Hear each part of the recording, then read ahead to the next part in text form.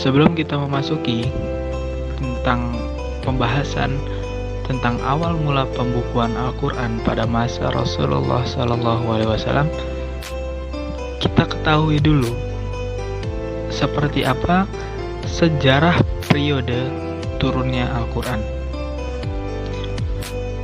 Al-Quran itu diturunkan melalui malaikat Jibril yang menyampaikan langsung kepada Nabi kita yang kita ketahui Rasulullah SAW dengan proses turunnya Al-Quran secara bertahap atau mutawatir selama 22 tahun, 2 bulan, 22 hari. Para sebagian ulama membagi periode turunnya Al-Quran dalam 2 periode. Periode yang pertama, yaitu periode Mekah sebelum hijrah.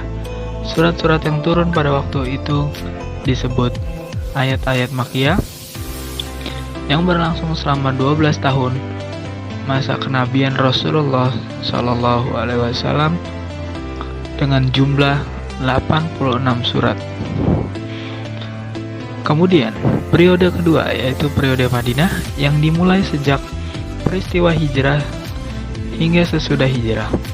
Surat-surat yang turun pada waktu itu disebut ayat-ayat Madaniyah.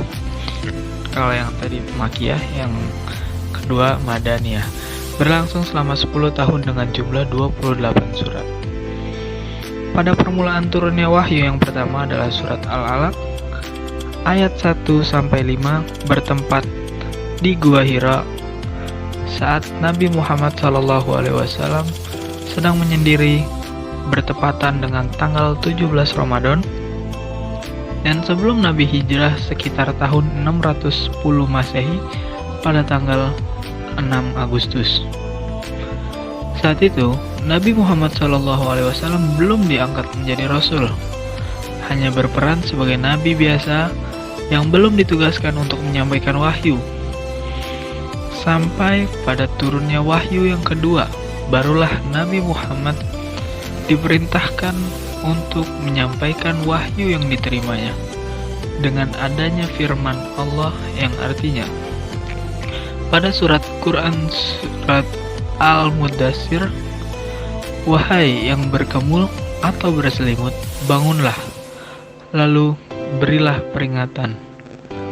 Adapun wahyu terakhir yaitu surat Al-Maidah ayat 3 yang diturunkan di Jabal Rahmah pada saat Haji Wa'dah bertepatan pada tanggal 9 Zulhijjah tahun 10 Hijriah atau 27 Oktober 632 Masehi.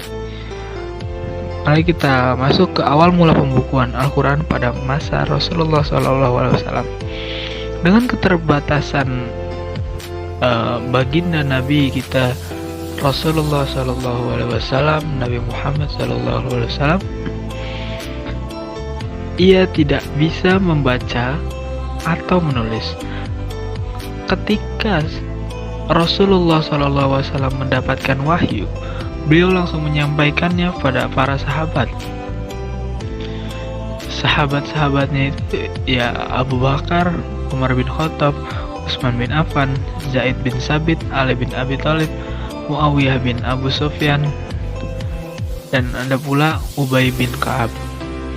Penulisan Al-Quran tercatat masih sederhana dan berserakan atau acak-acakan pada beberapa media, seperti pelepah kurma, lempengan batu, daun lontar, kulit, daun, kayu, pelana, potongan tulang berulang.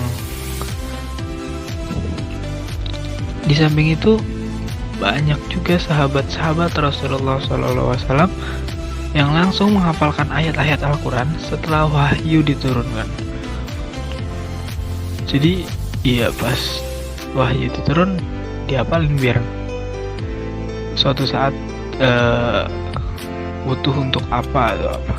Penulisan Al-Quran pada saat itu belum terkumpul menjadi satu mushaf karena tidak ada faktor pendorong dalam membukukan Al-Quran, mengingat Rasulullah SAW masih hidup dan para sahabat juga menghafal.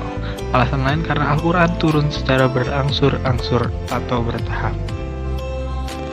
Adapun wahyu terakhir yaitu surat Al-Maidah ayat 3 yang diturunkan di Jabal Rahmah pada saat Haji Wa'dah bertepatan pada tanggal 9 Zulhijjah tahun 10 Hijriah atau 27 Oktober 632 Masehi. Oke, sekarang kita masuk ke pembahasan awal mula pembukaan Al-Quran. Pada masa Rasulullah itu terkenal dengan tidak bisa membaca dan menulis.